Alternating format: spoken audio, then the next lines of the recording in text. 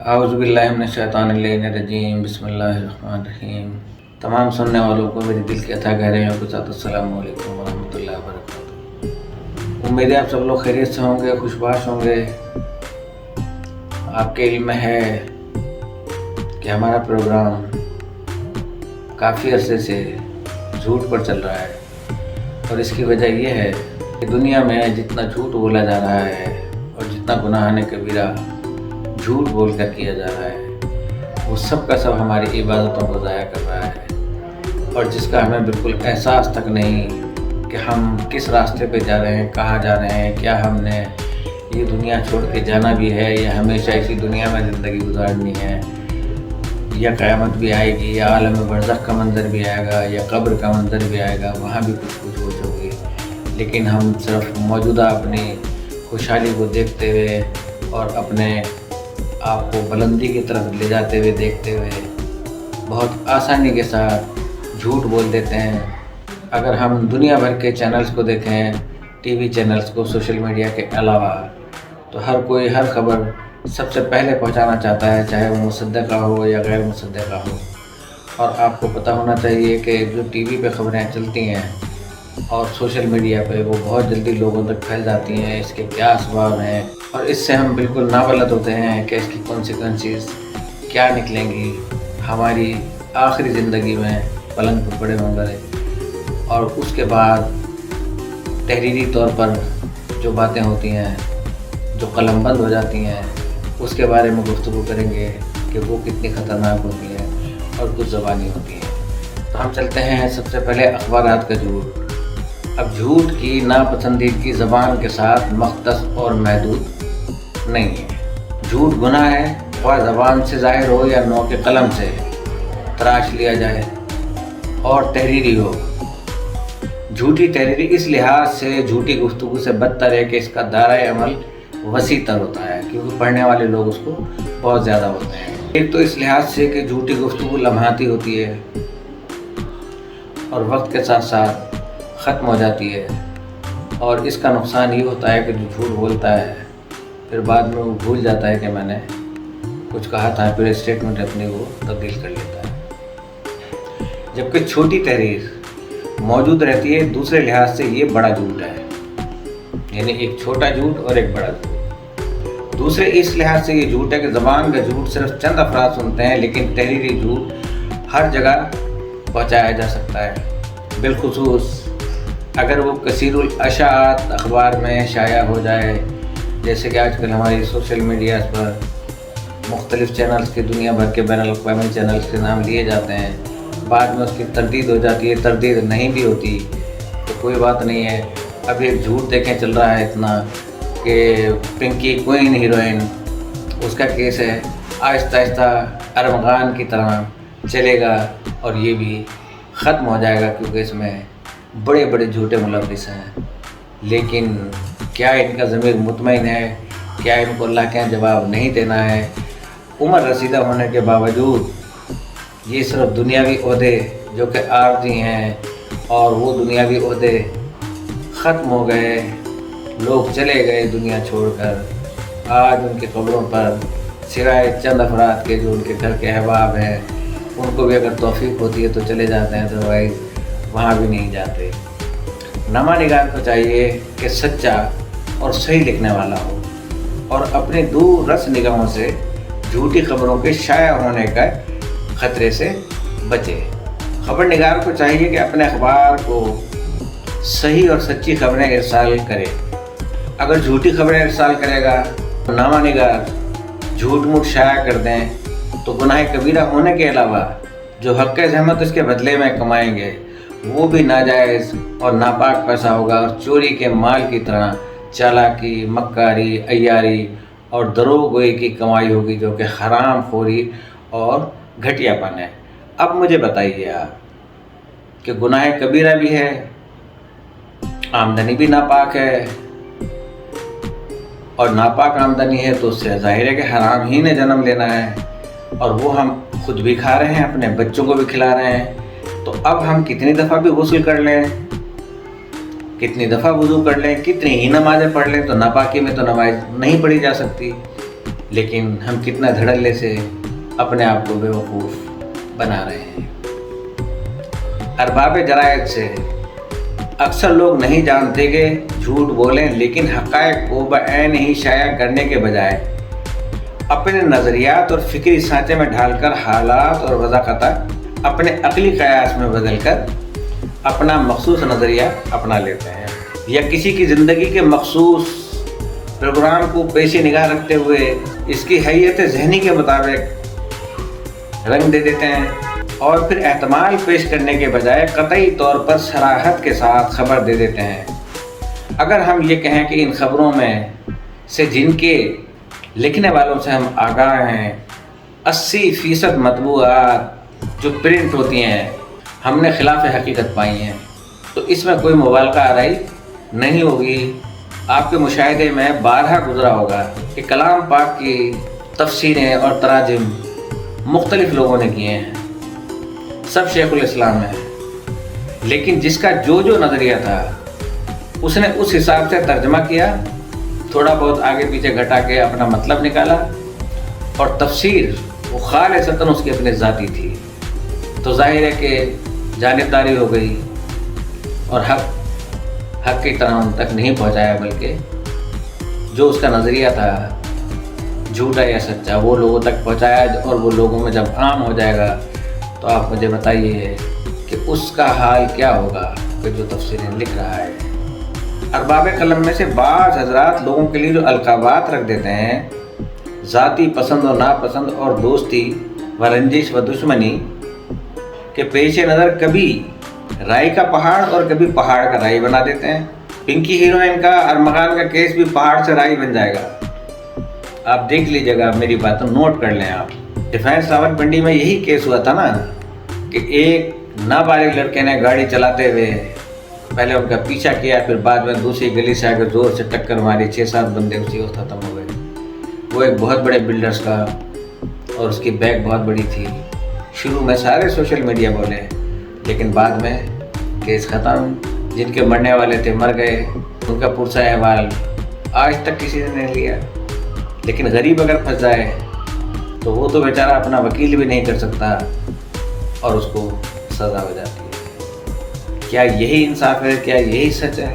کسی کی مدح و ستائش ازرو ایمان ہونے کے بجائے جو حسابی اندازہ انہوں نے بنا رکھا ہے اس کے مطابق کرتے ہیں، یہ بھی تعصبات، جھوٹ، اخبارات کے خیانت کارانہ تعصب اور نو کے قلم سے تراشا ہوا تحریری جھوٹ ہے۔ اب قلمی بددیانتی، کتابی جھوٹ شاید اخباری جھوٹ سے بھی زیادہ بدتر ہے، کہ اخبارات بھی بندہ پڑھتا ہے، کچھ ٹائم تک اخبارات سنبھالتا ہے، اس کے بعد وہ اخبارات غائب ہو جاتے ہیں، لیکن کتابیں تو انسان سنبھال کے رکھتا ہے، لائبریری بناتا ہے، تو وہ جھوٹ سے بھی بدتر ہوگا، اس لیے کہ لوگ کتاب میں جھوٹ کو بہت گمان کرتے ہیں، نتیجتاً لوگ کتابی جھوٹ سے زیادہ گمراہ ہوتے ہیں۔ کتاب تحقیق کا خزانہ ہے، جبکہ اخبار خبروں کا خزانہ ہے۔ بس کتاب کا جھوٹ زیادہ فریب اور دھوکہ دیتا ہے، اسی لحاظ سے یہ زیادہ ناپسندیدہ بھی ہے، اور بالخصوص وہ کتابیں جو تاریخی نوعیت کی ہیں، اسلامی نوعیت کی پائی جاتی ہیں، احادیث کی صورت میں ہوں یا دیگر کسی بھی صورت میں ہوں، جمع مردوں کی پہچان کے لیے تحریر کی جاتی ہیں، کہ جنہیں آج کل تراجم، احوال، حالات و واقعات، علم الرجال یا سیرت کا نام دیا جاتا ہے۔ یہی وجہ ہے کہ انہیں جتنی کتابیں لکھی گئیں، جتنی زیادہ جس نے پڑھی، اتنے ہی فرقے مسلک بنتے چلے گئے، اور وہ ان کے پسندیدہ عالم دین بنتے چلے گئے، چاہے وہ کسی بھی مذہب ملت سے تعلق رکھتا ہو۔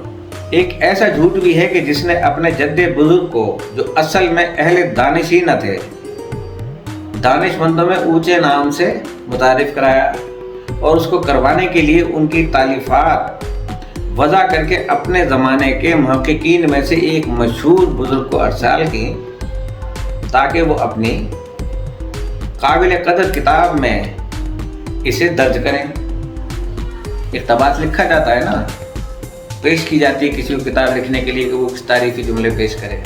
خوش قسمتی سے ان بزرگ محقق نے جو کچھ اپنی کتاب میں لکھا، اس کا حوالہ بھی بیان کر دیا۔ ایک اور دروغ کو ज़माने के नशेब व फराज के मुताबिक अपने बाप के अलकाबात को बुलंद व बाला ले गया, हत्ता के आला तरीन अलकाबात भी इसके नाम पर चस्पा कर दिए।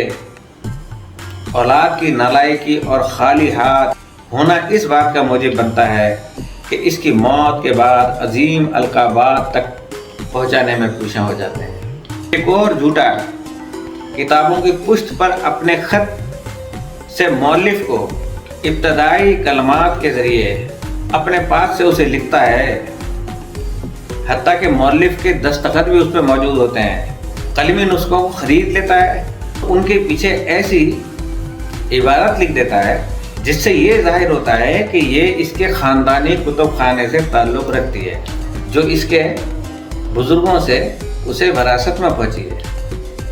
छपी हुई किताब के पीछे ये लिख देना कि इस किताब को अव्वल से लेकर आखिर तक मैं मुताला कर चुका हूँ, फिर इसे किताब फरोश के हाथों फरोख्त करता है। अपने नाम को बदनाम करता है, अपने नाम को, क्योंकि बड़ा आलिम है तो लोग समझते हैं, जब इन्होंने पूरा किताब को पढ़ लिया है, जबकि उनके पास ना टाइम होता है ना कुछ होता है। सब कुछ हदियतन लिफाफे में रख के दिया जाता है और किताबें लिखवा ली जाती हैं।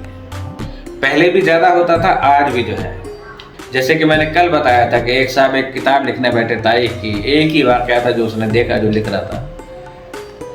जो वापस आया तो उसने देखा कि जितने लोग जो थे जिन्होंने वो देखा भी नहीं था वाक़या, अपनी अपनी ज़बानों में तहरीर करना शुरू कर दिया।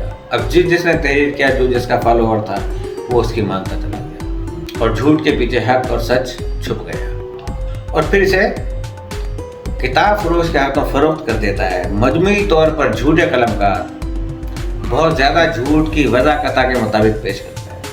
अब झूठी रिपोर्ट, तहरीर झूठ की इक़साम में से एक झूठी रिपोर्ट अपने से बाला ओहदेदारों को इरसाल करना बहुत ख़तरनाक और घटिया हरकत है। एक मामूर रिपोर्टर की शिकायत बहुत हसास होती है, न सिर्फ एक दो अफराद की सआदत या बदबख्ती की तासीर के लिहाज से, बल्कि कभी ये भी मुमकिन है कि मामूर शिकायत के ज़ेर असर एक हुकूमत, मुल्क या अवाम की सआदत या बदबख्ती मार्ज़ वजूद में आ जाए। आप हमारे चैनल्स को देखिए ना कि पहले से ही तय कर लिया जाता है कि आपने ये सवाल मुझसे पूछना है। उससे पहले जो हमारे प्रोग्राम करने वाले हैं वो फीस वसूल कर लेते हैं, उनको बुलाते हैं, कुछ लोग पैसे देते हैं उन लोगों को कि आप हमें इनवाइट करें और हमसे ये सवाल करना।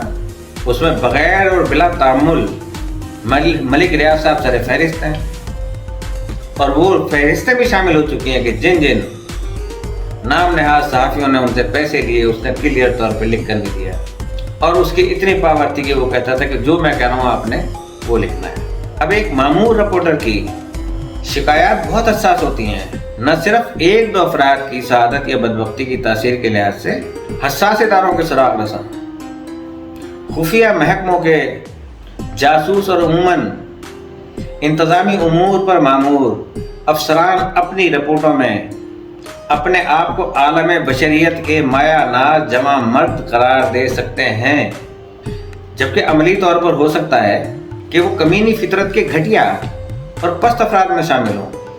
इंतहा से ज़्यादा खौफ खुदा और डर महसूस होता है कि क्या होगा इस माशरे का कि जहाँ पे सहाफ़त बिक जाए अपने अल्फाजों के बेचने में।